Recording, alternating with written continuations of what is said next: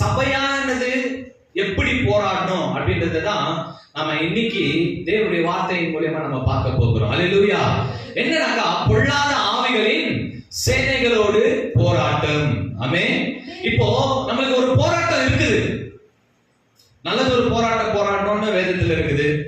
அதே போல பொல்லாதவனோடு கூட நம்ம போராட்டம் அப்படின்னு சொல்லி நமக்கு வேதம் சொல்லுது.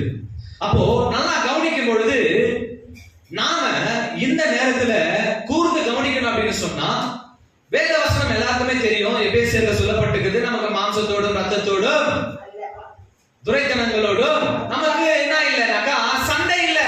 அதுகிட்ட நமக்கு சண்டை இல்லை. நம்ம போய் ஒருத்தர் என்ன பண்ண முடியாதுனாக்கா ஒருத்தர் அடிக்க முடியாது, நம்ம கரத்தால் அடிக்க முடியாது. ஒருத்தர் போய் நம்ம என்ன பண்ண முடியாதுனாக்கா கத்தி எடுத்து குத்த முடியாது. ஒருத்தர் கிட்ட போய் நம்ம போராட முடியாது. ஆனா இதெல்லாம் யார் செய்வாங்க அப்படின்னு சொன்னா உலகத்தார் செய்வாங்க நிச்சயம். ஆனா ரட்சிக்கப்பட்டவன் அவனுடைய வேலை என்ன அப்படின்னு சொன்னா இந்த உலகத்தின் இருக்கிற பொல்லாத ஆவிகளோடு கூட நமக்கு யுத்தம் உண்டு. ஆமென். அல்லேலூயா. இது யாரால யுத்தம் பண்ண முடியும் அப்படின்னு சொன்னா பரிசுத்த ஆவியை ஏற்றுக்கொண்டு பரிசுத்த ஆவியின் வல்லமையை பெற்றுக்கொண்டு பரிசுத்த ஆவியினாலே சபையில நிலைத்திருக்கிற ஒவ்வொரு மனுஷனாலும் இந்த பொல்லாத ஆவிகளின் சேனைகளோடு போராடுவது உண்டு. ஆமென். அவனால ஜெயிக்க முடியும்னு சொல்லி வேதம் சொல்லுது. அல்லேலூயா. அடியேனை மறைத்து தேவனாகிய கர்த்தர் நிச்சயம் வெளிப்படுவார். ஆமென். அல்லேலூயா. அப்போ நம்ம பார்க்க வேண்டியது என்ன அப்படின்னு சொன்னா இன்னைக்கு சபையார் யாரெல்லாம் சபையார், யாரெல்லாம் விசுவாசி, யாரெல்லாம் இயேசுவை ஏற்றுக்கொண்டவங்க, இன்னைக்கு எல்லாருக்குமே என்ன அப்படின்னு சொன்னா மாம்சத்தோட ரத்தத்தோடும் இல்ல. ஆமென். பொல்லாத ஆவிகளின் சேனைகளோடு போராட்டம் உண்டு. முழங்கால்கள் முடங்கணும். அல்லேலூயா. பொல்லாத சேனைகளின் போராட்டம் உண்டு. அதாவது எந்த பொல்லாத சேனைகள்னாக்கா பொல்லாத ஆவிகளின். இப்போ நான் ஒரு பொருளை திருட நினைக்கிறேன். இது யாருடைய சிந்தை அப்படின்னு சொன்னா ஏதேன்ல வந்த ஒரு சிந்தை இது. அல்லேலூயா. அப்போ ஒரு ஆவி பிடிச்சிருக்குது அப்படின்னா இன்னைக்கு ஆவி பிடிச்சிருக்கு ஓட்டுங்க அப்படின்னு சொல்லி என்ன பண்ணுவாங்க சொல்லுவாங்க. நல்லா கவனிங்க, இதுலயும் வருது. ஏன்னா இப்ப நல்லா பொல்லாத ஆவிகளின் சேனைகளோடு போராட்டம் அப்படின்றது பொல்லாத ஆவி வந்துச்சு. அப்போ ஆவியும் இணையும் போதுதான் பொல்லாத ஆவி வேலை செய்யாது. அல்லேலூயா. கரங்களை தட்டி ஆண்டவருக்கு நம்ம நன்றி செலுத்தலாமா? எடுத்தவங்க படிங்க 2 கொரிந்தியர். இங்கிலீஷ்ல அடுத்த வாரத்துல இருந்து இங்கிலீஷ்ல போடுறோம். 2 கொரிந்தியர் 2 Corinthians chapter 10 verses 3. மாம்சத்தின்படி போர் செய்கிறவர்கள் அல்ல. நாங்கள் மாம்சத்தில் நடக்கிறவர்கள். நல்லா கவனிங்க, நாங்கள் மாம்சத்தின்படி நடக்கிறவர்களா இருந்தாலும் மாம்சத்தின்படி போர் செய்கிறவர்கள் அல்ல. மாம்சத்தின்படி போர் செய்கிறவர்கள் அல்ல. ரொம்ப தெளிவு. நாங்கெல்லாம் மாம்சத்தின்படி தான் நடக்கிறோம், மாம்சத்தின்படி தான் இருக்கிறோம். ஆனா மாம்சத்தின்படி போர் செய்கிறவர்கள் அல்ல. அல்லேலூயா. கரங்களை தட்டி ஆண்டவருக்கு நம்ம நன்றி செலுத்தலாமே. ஒரு அழகான வந்து தெளிவுபடுத்துறார். இப்போ நம்ம வந்து விசுவாசி ஆயிட்டோம், நம்ம வந்து பரிசுத்த ஆவியானவரை பெற்று இருக்கிறோம். அப்ப நமக்கு எதோடு கூட போராட்டம் உண்டு அப்படின்னு சொன்னா மாம்சத்தோட போராட்டம் அல்ல, மாம்சத்தின்படி போர் செய்கிறவர்கள் நாம அல்ல. அவர் சொல்றாரு மாம்சத்தின்படி தான் நாங்க நடக்கிறோம், ஆனா மாம்சத்தின்படி போர் செய்கிறவர்கள் நாங்கள் அல்லன்றாரு. அல்லேலூயா. அல்லேலூயா. நல்லா கவனிச்சு படிங்க. எபேசியர் எல்லாருக்குமே தெரியும் 6:12. இதன்படி புதிய ஏற்பாட்டின் சபை ஆவிக்குரிய ராணுவம், நமக்கு பொல்லாத ஆவிகளின் சேனைகளோடு போராட்டம் அப்படின்னு சொல்லி இங்க ஒரு தலைப்பு போட்டுக்கிறோம். படிங்க. மாம்சத்தோடு ரத்தத்தோடும் அல்ல, துரைத்தனங்களோடும் அதிகாரங்களோடும் இப்பிரபஞ்சத்தின் அந்தகார லோகாதிபதிகளோடும் வான மண்டலங்களில் பொல்லாத ஆவிகளின் சேனைகளோடு நமக்கு போராட்டம் உண்டு. அல்லேலூயா. கரங்களை தட்டி ஆண்டவருக்கு இப்போ நல்லா கவனிக்கும் போது நம்ம நல்லா வந்து என்ன ஆகும்னாக்கா இப்படிதான் போராடணுமா, நான் இப்படிதான் போராடணுமான்றத நம்ம தெளிவா தெரிஞ்சுக்குவோம். அல்லேலூயா. நல்லா கவனிங்க. இங்க நல்லா இப்படி புதிய ஏற்பாட்டு சபை என்ன, புதிய ஏற்பாட்டு சபை ஆவிக்குரிய ராணுவம். நம்ம எல்லாம் யாருனாக்கா ஒரு ராணுவ வீரர்கள் தான் நாமளும். எப்படிப்பட்ட ராணுவ வீரர்கள்னாக்கா ஆவிக்குரிய ராணுவ வீரர்கள். அல்லேலூயா.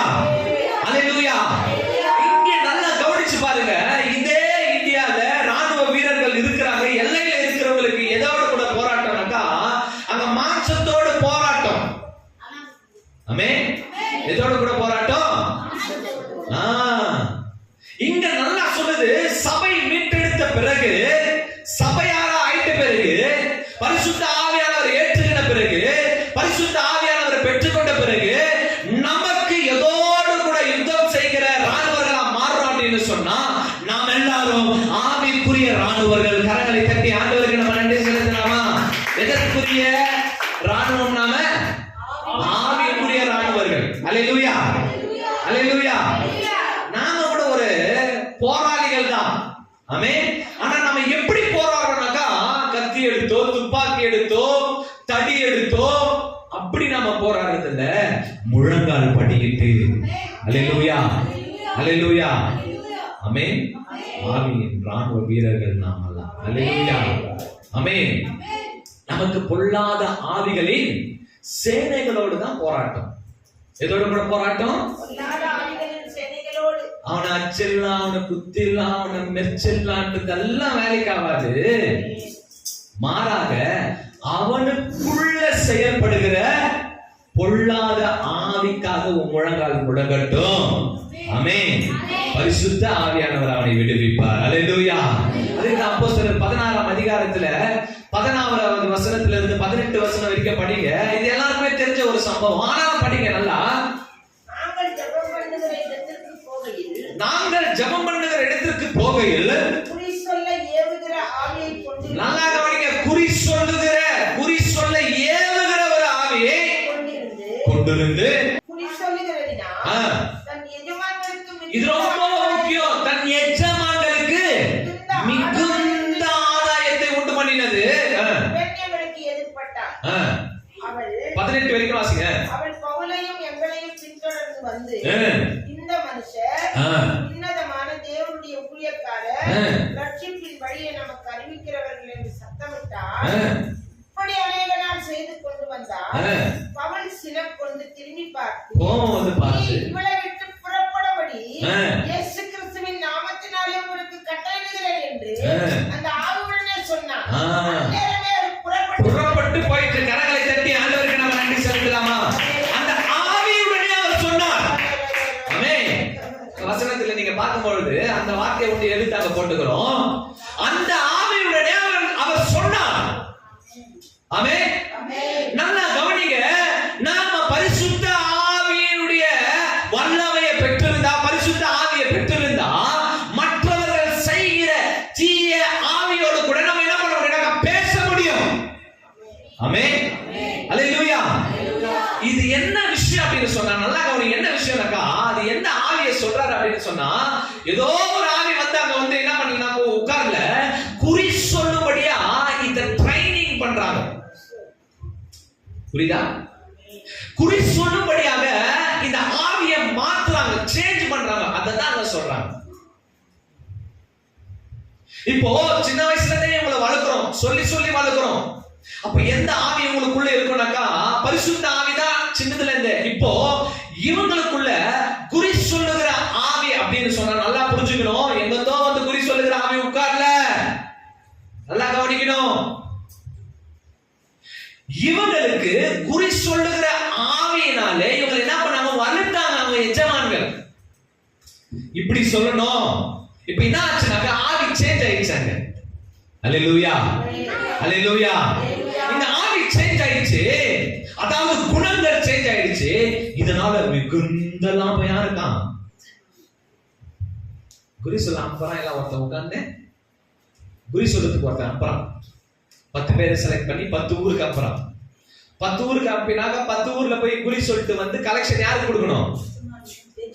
எஜமானுக்கு கொடுக்கணும். எஜமான் ஒரு பார்த்து போட்டு என்ன பண்ணுவாரு? அவங்களுக்கு ஒரு அமௌண்ட் கொடுப்பாரு. அப்படித்தான் இந்த பெண்ணை என்ன பண்ணியிருந்தாங்கன்னாக்கா, எஜமான் பயன்படுத்தி இருந்தாரு. அந்த பெண்ணின் மூலியமா அதிக லாபம் இவருக்குள்ள வந்துச்சு. இந்த நேரம் பார்த்துதான், நல்லா கவனிங்க, இந்த நேரம் பார்த்துதான் சுவிசேஷத்தை அறிவிக்கிறதுக்கு, சுவிசேஷத்தை சொல்றதுக்கு பவுல், லூக்கா இப்படிப்பட்ட ஆளுங்க எல்லாம் வந்துருக்கிறாங்க. அப்படி சுவிசேஷத்தை அறிவிக்க வரும்பொழுது ஓயாம இப்ப பாருங்க ட்ரைனிங் எப்படி பண்ணிக்கிறாங்கனாக்கா, குறி சொல்றதுல ட்ரைனிங் பண்ணிக்கிறாங்க. குறி சொல்றதுல ட்ரைனிங் பண்ணாங்களோ அவங்களுக்கு தெரியுது பரிசுத்த ஆவி இவங்களிடத்துல தான் இருக்குது அப்படின்னு சொல்லி. அல்லேலூயா. கரங்களை தட்டி ஆண்டவருக்கு நம்ம நன்றி செலுத்தி. ஏன் தெரியுமா? இவங்க பொய் சொல்றாங்கன்னா அவங்களுக்கு தெரியும். உண்மை சொல்லுகிறவங்களை பார்த்த உடனே மிரண்டுட்டாங்க. அல்லேலூயா. மிரண்ட உடனே சொல்றாங்க, இவங்க யார் தெரியுமா? பரிசுத்த தேவனை சுவிசேஷமாய் அறிவிக்கிற ஒரு பரிசுத்தவான்கள் இவங்கன்னு சொல்லி தொடர்ந்து வந்துட்டே இருக்கும் பொழுது பவுல் பார்க்கிறாரு, திரும்பி பார்க்கிறாரு, இப்படிப்பட்ட பெருமைகளை என்னோடு கூட புகுத்த வந்து என்னையும் நீ மாற்ற வர்றதுக்கு நீ தயாரா இருக்கிறியே, நான் உனக்கு கட்டளையிடுறேன், இன்னியோட உன்னுடைய குறி சொல்லுகிற ஆவியை நிறுத்திவிட்டு பரிசுத்த ஆவியானவரை ஏற்றுக்கொண்டு நல்ல சுவிசேஷத்தை அறிவிக்கிறவராய் மாறு, இயேசுவின் நாமத்தினாலே உனக்கு நான் கட்டளையிடுகிறேன் என்று சொல்லி அந்த ஆத்மாவோடு கூட தேவனாகிய கர்த்தர் பவுல் மூலமா பேசினார். அல்லேலூயா. கரங்களை தட்டி ஆண்டவருக்கு நாம் நன்றி செலுத்தலாமா? வல்லமை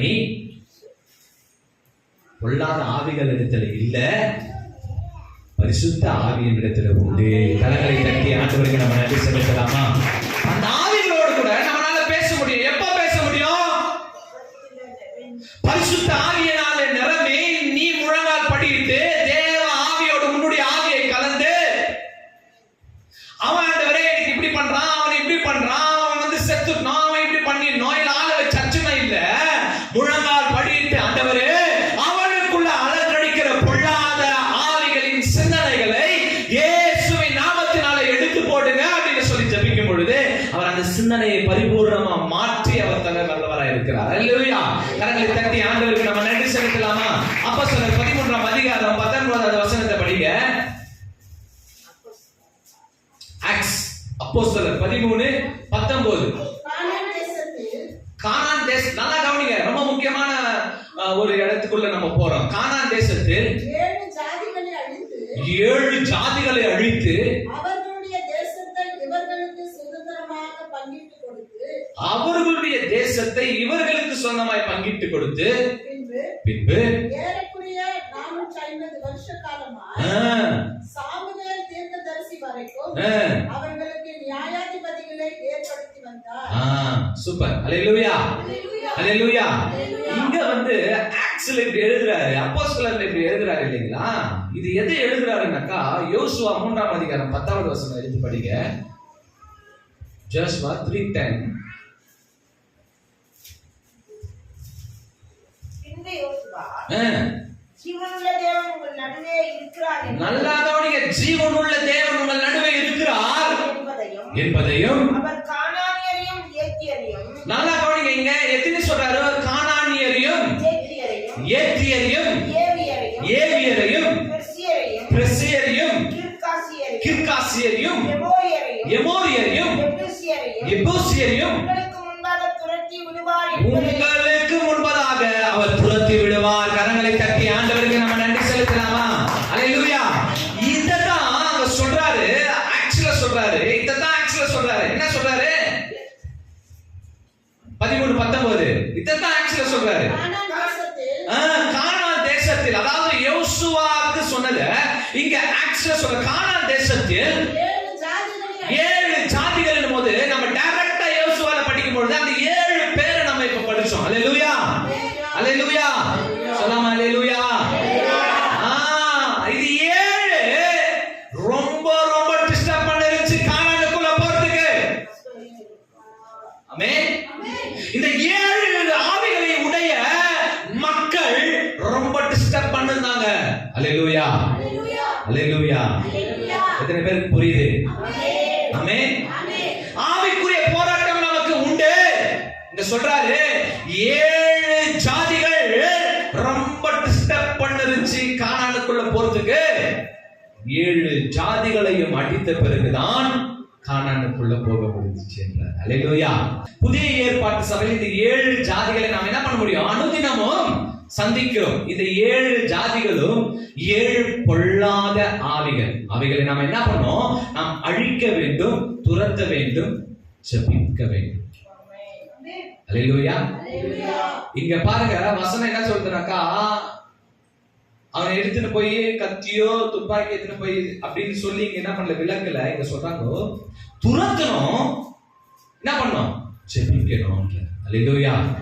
அவனை துரத்தணும் அப்படின்னு சொன்னா, ஒரு மனுஷனுடைய பொல்லாத ஆவியுடைய ஒரு மனுஷனை திருத்தணும் அப்படின்னு சொன்னா நம்ம என்ன பண்ண முடியாது? திருத்த முடியாது.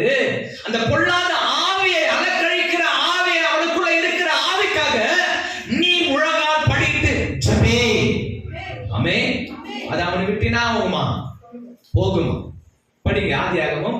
9:22.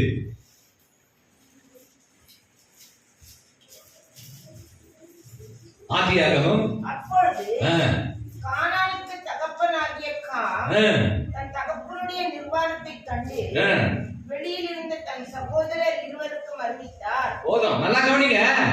இன்னைக்கு சபையில நம்ம பாக்குறோம் இல்லையா, குறை பேசுகிறவர்கள் 7 இடத்தை பார்த்தோமா இல்லையா? இங்க வேதம் சொல்லுது, இந்த 7 இடத்தையும் சபை தேடி பார்க்குது. அப்ப யோசுவா கானானுக்குள்ள போறதுக்கு பார்க்கறாரு. இந்த 7 என்ன பண்ணாருனாக்கா முறியடிச்சிட்டு கானானுக்குள்ள போனாரு. இன்னைக்கு சபையை விளக்குற அப்போஸ்தலர்ல விளக்குறாரு. என்ன விளக்குறாரு அப்படின்னு சொன்னா, இன்னைக்கு புதிய ஏற்பாட்டின் சபையானது இந்த 7ஐயும் மேற்கொள்ள வேண்டும், துரத்தணும். இதெல்லாம் சொன்ன ஜெபத்துல சொல்லப்பட்டிருக்கு. அல்லேலூயா. அதுல ஃபர்ஸ்ட் சொல்லப்படுது, அங்க ஃபர்ஸ்ட் பட்டியலிடப்படுது கானானியர், குறை பேசுகிறவங்க. குறை நம்மளை பார்த்து குறை சொல்லுவாங்க, நம்மளை பார்த்து குறை சொல்லலே இருப்பாங்க. நம்ம அந்த குறைனால என்ன பண்ணிடுவோம்னாக்கா சோர்ந்து போயிடுவோம். இன்னைக்கு வேதத்துல தெளிவா ஆக்ட்ஸ் மூலமா தெளிவா சொல்றாரு, அப்போஸ்தலர் மூலமா தெளிவா பேசுறாரு நம்ம கிட்ட. என்ன அப்படின்னு சொன்னா, நீ இவைகளை மேற்கொள்ளு, ஆவியின் மூலமா மேற்கொள்ளு, ஜெபத்தின் மூலமா மேற்கொள்ளு. உன்னை குறை சொல்லுகிறவர்களிடத்துல நிறைவில்லை. ஆமென். தெளிவா சொல்றாரு பவுல். நீங்க ரோமர்ல நீங்க வீட்டுல போய் படிக்கும் போது பார்த்துக்குங்க, 1, 2 படிக்கும் போது பாருங்க. 1ஆம் அதிகாரத்துல படிக்கும் போது, ரோமர் 2ஆம் அதிகாரத்துல 1ஆம் அதிகாரத்துல 2 அதிகாரத்துல நீங்க படிக்கும் போது சொல்றாரு, அப்பா குறை சொல்றிய, ஃபர்ஸ்ட் உன் குறையை நீ பாத்தியான்னு கேட்கிறாரு ஒரு கேள்வி. அல்லேலூயா, அல்லேலூயா. அப்போ இந்த சபையானது நாம ஜெபிக்கிறோம், நாம ஜெபிக்கிற நம்மளை பார்த்து குறை சொல்லுவாங்க. நீ என்ன பண்ணாலும் குறை சொல்லுவாங்க. ஆண்டவர் இன்னைக்கு நம்மோடு கூட பேசுறது என்ன தெரியுமா? குறை சொல்லுகிறவர்கள் சொல்லட்டும். ஆமென். குறை சொல்லுகிறவரை பார்த்து நீ என்ன பண்ணாத, சோர்ந்து போவாத. குறை சொல்லுகிற கானானியர்கள் முதல்ல வரும்பொழுது இவர்கள் சோர்ந்து போகல, மாறாக அவர்களை ஜெயித்து தான் அதுக்கு அடுத்து போனாங்க. அல்லேலூயா. அதே போல நம்மளையும் குறை, இன்னைக்கு சபையானதை குறை சொல்லுவாங்க. நம்மளை பார்த்து குறை சொல்லுகிற ஜனங்கள் உண்டு, ஜனங்கள் கூட்டங்கள் உண்டு. ஆமென். குறை சொல்லுவாங்கனாக்கா, நான் நல்லா ஜெபிக்கிறவங்களுக்கு சொல்றேன், விசுவாசிகளுக்கு சொல்றேன், நல்லா விசுவாசத்துல நம்பிக்கையில இருக்கிறவங்களுக்கு சொல்றேன். மற்றவங்களுக்கு கேள்விப்பட்டது நம்மளுக்கு தேவையில்லை. ஆனா ஜெபிக்கிற மனுஷர்களுக்கு ஆண்டவர் சொல்றாரு, உன்னை குறை சொல்லுகிறவனை பத்தி நீ கவலைப்படாத, அவனை மேற்கொண்டு அவனுக்காக முழங்கால் படித்து அவனுக்காக ஜெபி. அவன் இடத்துல இருக்கிற குறை சொல்லுகிற பொல்லாத ஆவி அவனை விட்டு போகிறோம்னு சொல்லி ஜெபி, அது போயிடும். அல்லேலூயா. கரங்களை தட்டி ஆண்டவருக்கு நாம நன்றி சொல்லலாமா? ஃபர்ஸ்ட் என்ன, குறை சொல்லுகிறதுக்காக நீ என்ன பண்ணு, ஜெபி. அல்லேலூயா. இரண்டாவது, ஏத்தியர்கள். ஆதியாகமம் 26:34 படிங்க. ஏசா 40 வயதான போது ஏத்தியனான பேயோனுடைய குமார்த்தியாகிய ஊதித்தையும் ஏத்தியனான ஏலோனுடைய குமார்த்தியாகிய பஸ்மாத்தையும் பாகம் பண்ணினான். 35 படிங்க. அவர்கள் ஈசாக்குக்கும் ரெபெக்காளுக்கும் மனநோயாய் இருந்தார்கள்.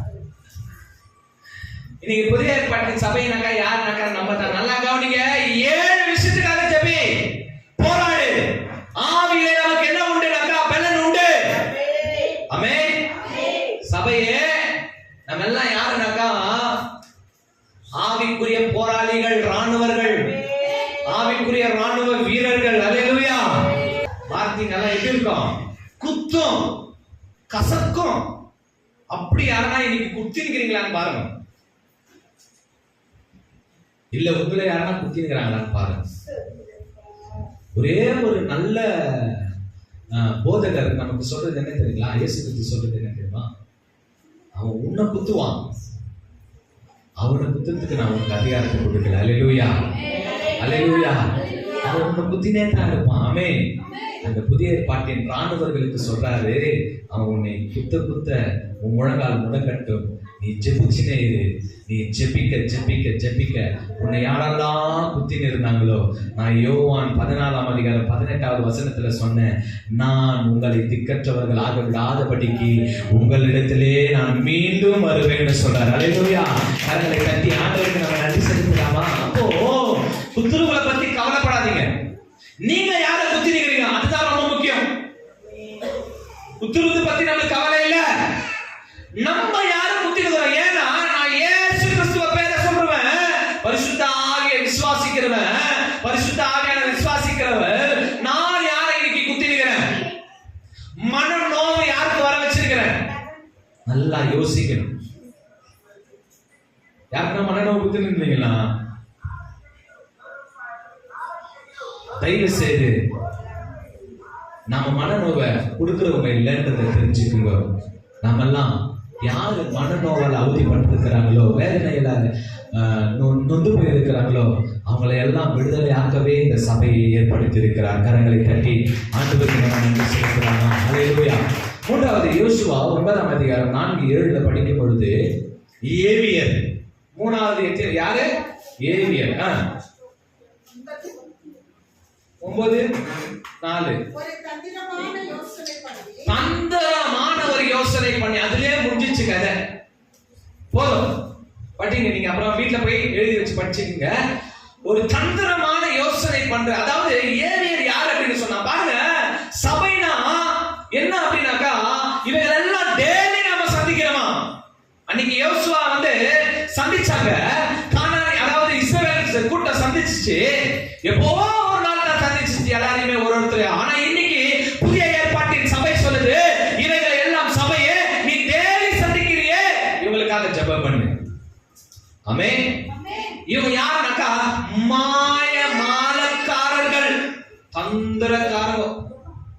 நீங்க தந்திரக்காரர் யாருன்னு சொல்லுவீங்க? அந்த நேரத்துக்கு நம்ம கிட்ட என்ன வேலை ஆகணும், அந்த நேரத்துக்கு நம்ம கிட்ட என்ன வேலை ஆகணும், அப்படியே தந்திரமா பேசி வேலை முடிஞ்ச உடனே தலனும் வர வைப்பாங்க பாருங்க. இவங்க தான் மாய மாலக்காரர்கள். அல்லேலூயா. இன்னைக்கு அவன் சுயத்துக்காக உன்னை அப்பப்போ யூஸ் பண்றது உங்களுக்கு தெரியும். இன்னைக்கு நல்லா கவனிங்க சபையே, நம்ம ஜெபிக்கிறோம், தந்திரக்காரர்களை, தந்திரக்காரர்கள் மேல இருக்கிற பொல்லாத ஆவிகளை தேவனாகிய கர்த்தர் ஆண்டவராகிய இயேசு கிறிஸ்துவின் நாமத்தினாலே அவர்களுடைய சுயங்கள், தந்திரங்கள் அவங்களை விட்டு போகணும்னு ஜெபிக்கிறோம். ஆமென். அல்லேலூயா. சத்தமா சொல்லுங்களேன். நம்மெல்லாம் யாரு அப்படின்னு சொன்னா புதிய ஏற்பாட்டின் உண்டு பண்ணின சபை ராணுவ வீரர்கள். ஆமென். அல்லேலூயா. இதெல்லாம் நம்ம டெய்லி சந்திச்சிருக்கிறோம். நீங்களே நீங்க டெய்லி சந்திச்சிருப்பீங்க. உங்ககிட்ட வேலை ஆகும்போது ஒண்டி பேசுவாங்க. அல்லேலூயா. வேலை ஆகும்போது மட்டும் என்ன பண்ணுவாங்க, பூசி நிற்பாங்க வந்து. அப்புறம் யோசிக்க முடியல பாது, இப்படிப்பட்ட ஆளுங்களுக்கு நம்ம ஜெபிக்கணும். அல்லேலூயா. அப்படி ஒரு வேலை இன்னைக்கு நல்லா சொல்ற சபையை கேளுங்க, நாம எங்கேயாவது சுயமா வேலை செஞ்சிருந்தோம் அப்படின்னா இன்னைக்கு நாமளும் உஷாராயிடணும். ஆமென். தேவைக்கு மாத்திரம் போயிட கூடாது. வெரி பேட், வெரி சும்மா தேவைக்கு போயிட கூடாது. ஆண்டவரை உள்ளார அவரை நினைத்து அன்பு செலுத்தி இருக்கிறவனுக்கு இந்த தந்திரக்காரன்ற பேர் அவனை விட்டு நீங்கும். அல்லேலூயா. கரங்களை தட்டி ஆண்டவருக்கு நம்ம நன்றி செலுத்தலாமா? ஆமென். பெரிய ஒரு நாகரிகமே இல்லாதவங்க வசனத்தை எழுதிங்க பரவாயில்ல, 17-15 யோசுவால ஒரு நாகரிகமே பாருங்க. நல்லா ஜபிக்கிறவங்கள கூட கெத்து விட்டுருவாங்க, நல்லா வேதத்தை வாசிக்கிறவங்களும் கெத்து விட்டுருவாங்க. நம்ம ஜபிக்கிறீங்க, ஆரம்பத்துல ஜபிக்கிறீங்க என்னன்னு, ஆண்டவரே ஆண்டவராக இயேசு கிறிஸ்துவே, இந்த சபை நடக்கும் போது யாரும் ஏஞ்சு போயின்னு ஏஞ்சு உள்ள வந்துக்குன்னு அப்படியே வளர்த்துக்கின்னு நந்துக்குன்னு அப்படியே ஏனோ தானன்னு பண்ண கூடாது. ஆண்டவரே ஒழுங்கு கிரியமா நடக்கணும்னு சொல்றோமா இல்லையா? ஜபிக்கிறோமா இல்லையா? இப்படி வளர்த்துக்கிட்டா என்னவா? நாகரிகமே இல்லையா? சபை இப்படிப்பட்ட ஒரு இடுக்கட்டத்துல அனுதினமும் இவங்களெல்லாம் என்ன பண்ணுதான், சந்திக்குதான். அல்லேலூயா. நல்லா கவனிங்க, அனுதினமும் இவங்களை சந்திக்குது சபை. யார? இவங்களெல்லாம் சந்திக்குது. இதுக்கெல்லாம் ஆவிக்குரிய போராட்டமாகிய ஜபத்தினாலே தான் இதெல்லாம் நம்மளால சரி பண்ண முடியும். ஆமென். அஞ்சாவது, சாபம் உள்ளவர்கள் யார் அவங்க?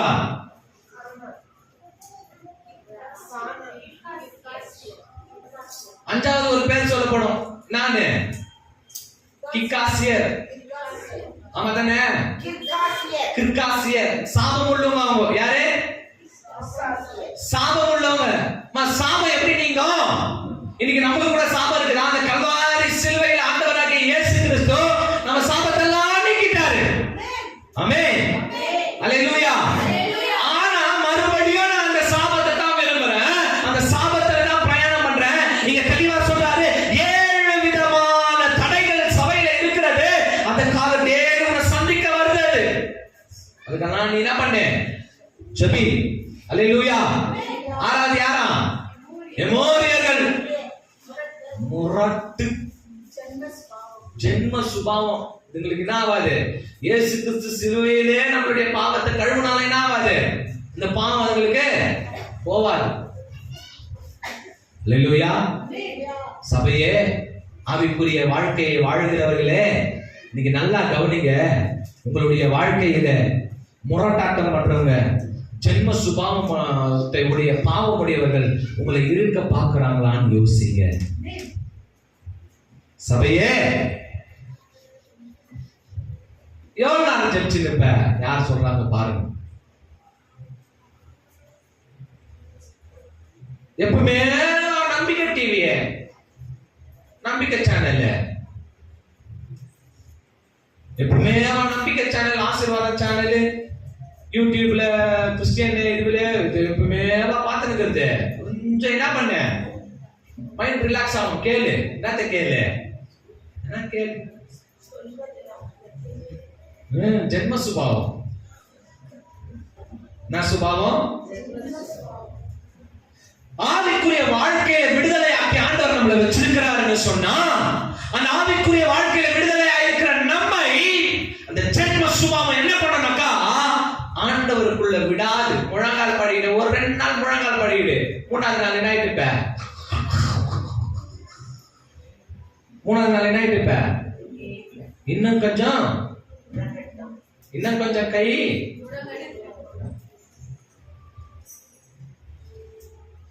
அம்மா, ஆண்டவர் கல்வாரி சிலுவையிலேயே நம்முடைய சாபத்தை, பாவத்தை எல்லாவற்றையும் நீக்கிட்டாரு.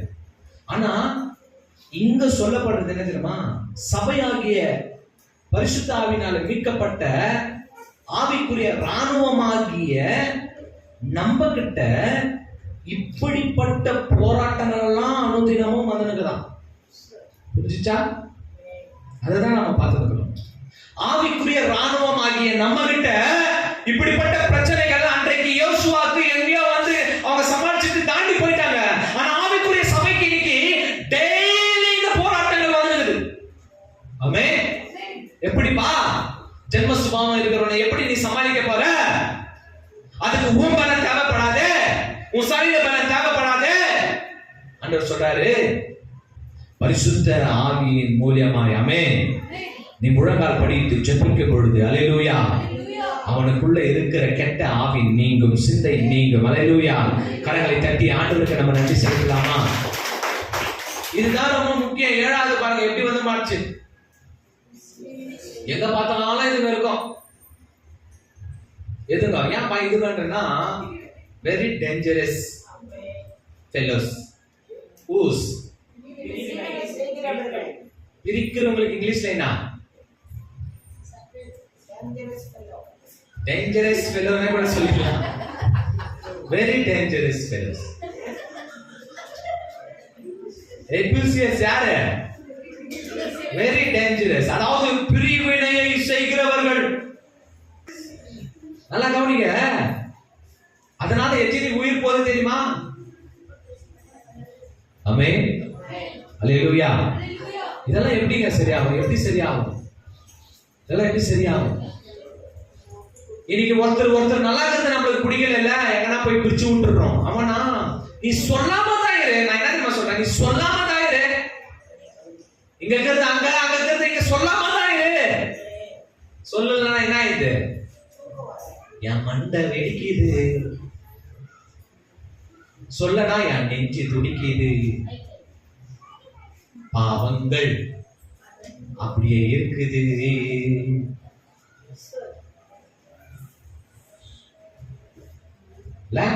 நல்லா கவனிங்க, இது ரொம்ப முக்கியமான பிரிவினையை கொண்டு வருகிற ஆவி எது தெரியுமா? பொய்யை சொல்லுகிற ஆவி எது தெரியுமா? திருடுகிற ஆவி எது தெரியுமா? வஞ்சிக்கிற ஆவி எது தெரியுமா? மத்தவங்க மேல எப்பவுமே குறை சொல்லுகிற ஆவி எது தெரியுமா? பொய்க்கு பிதா யாரு? அதனுடைய பிள்ளைகளா நாம இருக்கக்கூடாது. பரிசுத்த ஆவியினாலே அந்த இயேசு கிறிஸ்து சிலுவையில மீட்டெடுத்த பிள்ளைகள் நாம எல்லாம். கரங்களை தட்டி ஆண்டவருக்கு நாம நன்றி செலுத்தலாமா? அல்லேலூயா. இந்த ஏழையை நாம என்ன பண்ணணும்னாக்கா, நல்லா கவனிங்க, இந்த ஏழையும் அழித்தா தேவ ராஜ்யத்திற்குள்ள நாம என்ன பண்ணலாம்னாக்கா ஸ்தாபிக்க முடியுமா? பிரவேசிக்கிறது அப்புறம் ஸ்தாபிக்கணும். யார் ஸ்தாபிக்குவாங்க? முக்கியமான கட்டத்துக்குள்ள வந்து இருக்கணும்.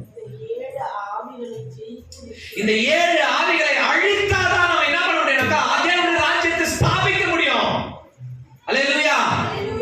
எப்படி நான் ஸ்தாபிக்கிறது? இந்த 7 நான் எப்படி முறியடிக்கிறது? நீ கோலை எடுக்காத, தடி எடுக்காத, கத்தி எடுக்காத, துப்பாக்கி எடுக்காத. ஆண்டவராகிய இயேசு கிறிஸ்து பரிசுத்த ஆவியின் மூலமா சொல்றாரு, இவைகளை எல்லாம் சபையாகிய நீ பரிசுத்த ஆவியினால நிரம்பியிருக்கிற நீ எப்படி மேற்கொள்ள முடியும்னாக்கா ஆவிக்குரிய போராயுதங்களை எடுத்துக்கொள். ஆமென். நான் பார்த்துக்கிறேன், எடுத்துக்கொள்றாரு. அல்லேலூயா. அப்ப நல்லா கவனிச்சுக்க பாருங்க, இந்த ஆவிக்குரிய வாழ்க்கையில ஈடுபட்டிருக்கிற, இந்த சபைக்கு வந்திருக்கிற, சபைக்கு போகிற யாரா இருந்தாலும் சரி, ரட்சிக்கப்பட்டிருக்கிற யாரா இருந்தாலும் சரி, இந்த 7 காரியங்கள் அனுதினமும் நம்மளை என்ன பண்ணணும்னா வேதனைப்படுத்தும், நிந்தையை கொண்டு வரதுக்கு பார்க்கும். ஆனா அதுக்காக நம்ம அசரவே கூடாது. நம்மளுடைய வாயில துதிகளின் சத்தம், பாடல்களின் சத்தம் எப்பவுமே இருக்கணும். 2வது சொல்றாரு, நீ உபவாசித்து இருக்கும் பொழுது அந்த தேவனாகிய கர்த்தரே வந்து என்ன பண்றாரு? உன்னிடத்தில் பேச அவர் வல்லவர். ஆமென். இயேசு கிறிஸ்துவை ஏற்றுக்கொண்டு பரிசுத்த ஆவியை ஏற்றுக்கொண்டு சபைக்கு போற ரட்சிக்கப்பட்டிருக்கிற யாரா இருந்தாலும் நீங்க சோர்ந்து போயிட்டீங்கன்னு சொன்னா உடனே ஆண்டவர் கூர்ந்து கவனிக்குவார். அல்லேலூயா. என் பிள்ளை சோர்ந்துட்டு இருக்குதுன்னு சொல்லி, அல்லேலூயா, உடனே கவனிச்சுட்டு ஆண்டவரே என்ன பண்ணிடுறாரு? பேசுறாரு. அதனால ஃபர்ஸ்ட் நமக்கு துதியின் ஆயுதம் என்கின்ற அந்த பாடல்கள் நம்மளுடைய வாயில வந்துட்டே இருக்கணும். நிறைய பேருக்கு ஸ்டேட்டஸ் பாருங்க, என் விண்ணப்பத்தை அழுது பொழுப்பி பயங்கரமா இருக்கும். இந்த 2, 3 அப்படி எல்லாம் வர இல்லையா? 2வது போட்டா அப்படியே லவ் மூட்ல போயிட்டு இருப்பாங்க. they are going to love mood. 3rd வரும்போது they are going to failure mood. First சாமி பாட்டு, அதுலயே துணிகரேனா காதல் பாட்டு, சாமி பாட்டு, காதல் பாட்டு சந்தோஷமா, ஃபெயிலியர் பாட்டு அதோட துக்கமா ஒரு சாமி பாட்டு. என் இதயம், என் வேதனை. மறுநாள் பாத்தீங்கன்னா உற்சாகம் ஆயிட்டு இருப்பாங்க. டைரக்டா சாமி பாட்டு தூக்கிட்டு இருப்பாங்க. டைரக்டா உற்சாகம் தான். கொண்டாடுவோம், அந்த கொண்டாடுவோம், உலகத்தின் கொண்டாடுவோம் பாட்டுங்க ஸ்டேட்டஸ். ஆவிக்குரிய வாழ்க்கையில மீட்கப்பட்டிருக்கிற நீ ஆயுதத்தை என்ன பண்ணிக்கோ? போர் ஆயுதத்தை எடுத்துக்கோ. அல்லேலூயா. அதுல ஒரு போர் ஆயுதம் தான் தேவனை துதித்து பாடுகிற பாடல்கள். ஆமென். அல்லேலூயா. ஸ்டேட்டஸ் பாடல்கள். அம்மாவும் நீரே, என் அப்பாவும் நீரே. அங்க வீட்டுக்கு போய் உங்களுக்கு அறுக்குதாடி அம்மாவை பார்த்து. ஆனா சபையில வந்து அம்மாவும் நீரே, எங்க அப்பாவும் நீரே. அம்மா போயிட்டு அவனுக்கு அறுக்குதாடி, உனக்கு புத்திக்குதாடி, நீ எதனா உனக்கு அறிவுக்கிற எதனா போதாடி. அவன் பாரு குஷ்டு குஷ்டு உட்கார்ந்துக்கிறான், அவன் பாரு வேலைக்கு போவான் உட்கார்ந்துக்கிறான். யார? அப்பாவ.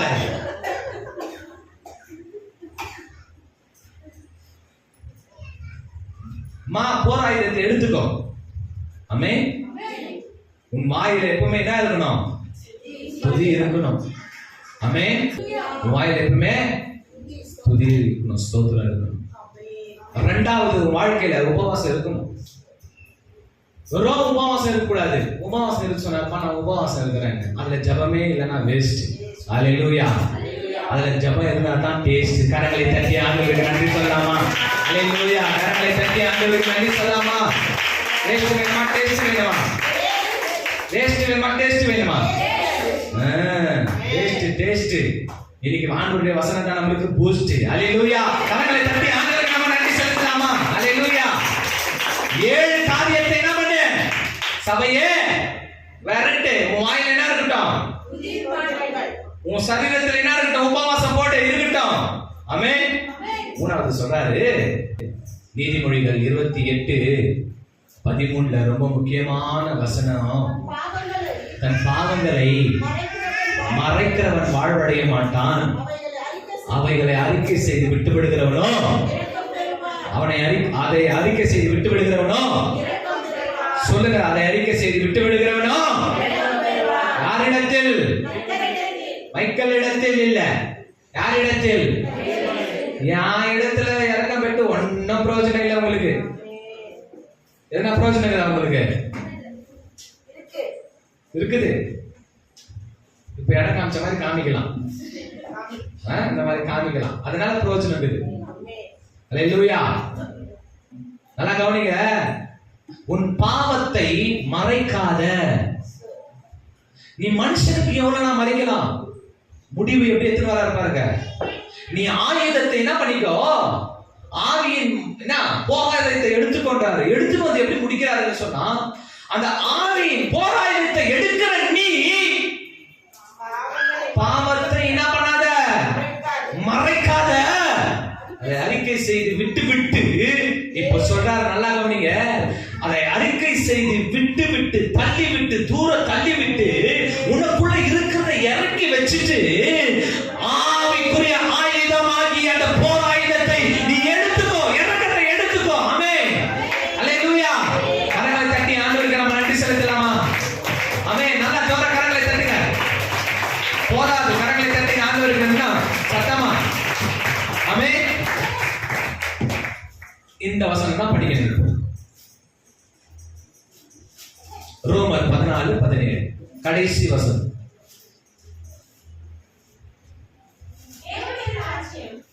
தேவனுடைய ராஜ்யம் ஆமா, நம்ம ஃபர்ஸ்டே பார்த்துட்டோம். நம்ம தேவனுடைய ராஜ்யத்தை ஸ்தாபிக்கிறவர்கள் நாமெல்லாம். தேவனுடைய, கர்த்தருடைய, இயேசு கிறிஸ்துவுடைய, பரிசுத்த ஆவியானுடைய ராஜ்யத்தை கட்டணும். யாரு சொல்லுங்க. முன்பு அப்பிரயோஜனமாயிருந்தவன் இன்றோ உனக்கும் எனக்கும் பிரயோஜனம் உள்ளவன். எப்படி மாறிச்சு பார்த்தீங்களா? முன்போ அவன் அப்பிரயோஜனமற்றவன், ஒண்ணுத்துக்கோ உதவாதவன். நீதிமொழிகளை படிச்சுட்டு தன் பாவத்தை அறிக்கை செய்து அதை விட்டுட்டு புதிய ஏற்பாடை படிச்சுட்டு பரிசுத்த ஆவியானுடைய போர் ஆயுதத்தை எடுத்துட்டு இப்போ வச்சு இருக்கிறவனோ உனக்கும் எனக்கும் பிரயோஜனம் உள்ளவன். அல்லேலூயா. அவன் தான் தேவனுடைய ராஜ்யத்தை கட்டுகிறவன். அல்லேலூயா. கரங்களை கட்டி ஆண்டவருக்கு நம்ம நன்றி செலுத்தலாமா? அப்பா அம்மா, நீ செய்கிற ஒவ்வொரு செயலையும் நீ தேவனுடைய ராஜ்யத்தை கட்டுறன்னு சொல்லி நினைச்சுக்கோ. எத்தனை பேர் ஆண்டவரை பத்தி சொல்ல இருக்கிறீங்க? நேத்து ஒரு 3 பேரை பார்த்தோம். They are college students.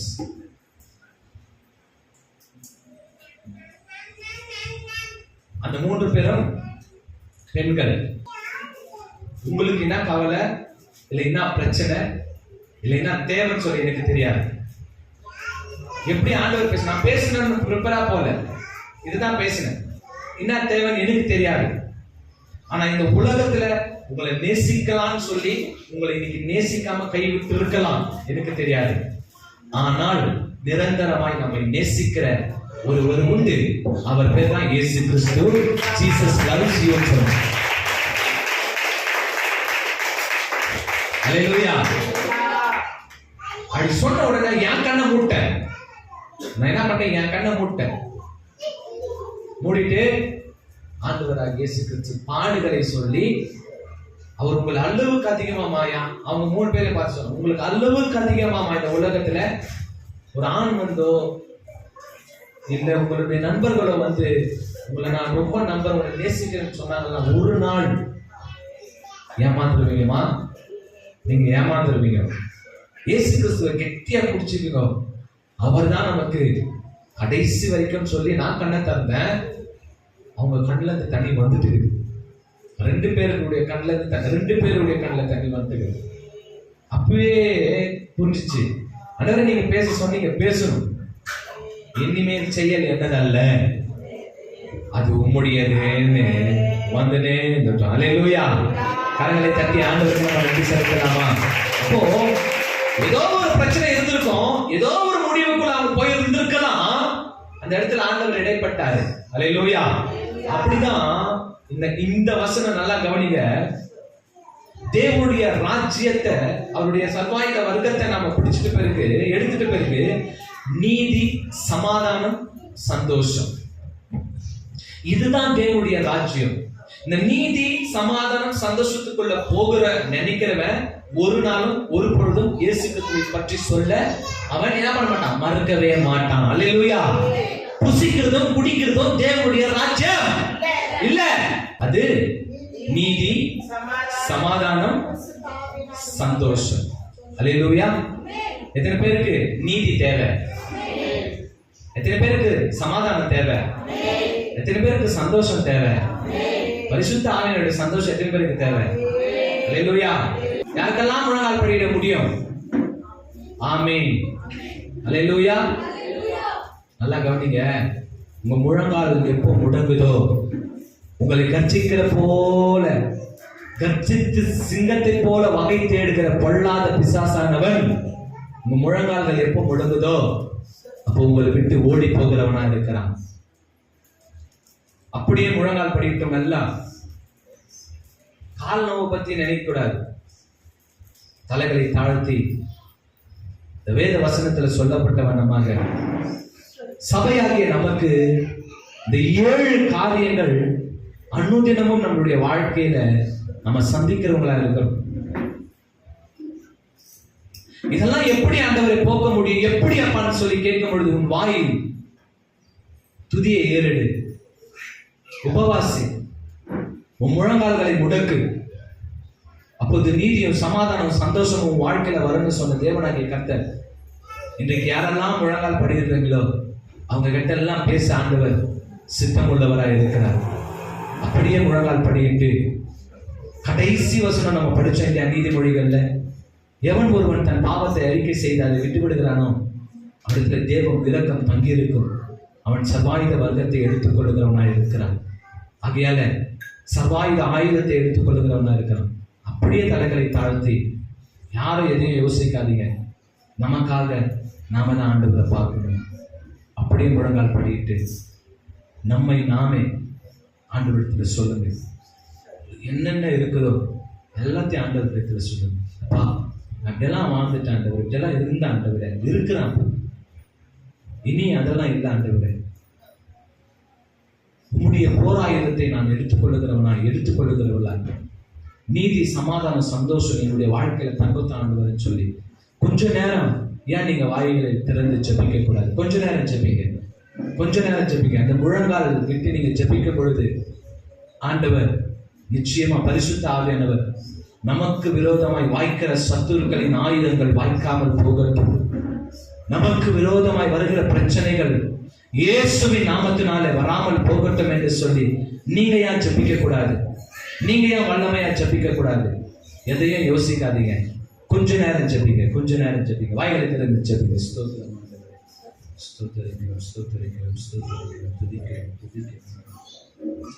அடியனை அர்ப்பணிக்கிறேன் ஆண்டவர், அடியனை அர்ப்பணிக்கிறேன். பரிசுத்த ஆவியானவரே, இறங்கி இருக்கிற அந்த விடுதலை உண்டு என்று சொன்னீரே அப்பா. இன்னும் என்னை தொடுங்க, இன்னும் என்னை பயன்படுத்துங்க ராஜா. எனக்கு விரோதமாய் வருகிற ஆயுதங்கள் ஒன்றும் வாய்க்கக்கூடாதபடிக்கு உம்முடைய போராட்டத்தை எடுத்து நான் போராட எனக்கு ஜபத்தின் வல்லமையை கொடுங்க. முழங்கால்கள் முடக்கட்டும் ஆண்டவரே. என் நாவுகள் எல்லாம் உம்மை நோக்கி பார்த்து பாடட்டும் ஆண்டவரே. ஆவி ஆத்மா சரீரம் ஆண்டவரே உமக்காக செயல்படட்டும். இயேசுவே உமக்கு நன்றி. என்னை தொடுங்கன்னு சொல்லி கேளு. ஸ்தோத்திரம் ஸ்தோத்திரம் ஸ்தோத்திரம். உம்மை ஸ்தோத்தரிக்கும், உம்மை ஸ்தோத்தரிக்கும், உம்மை ஸ்தோத்தரிக்கும்.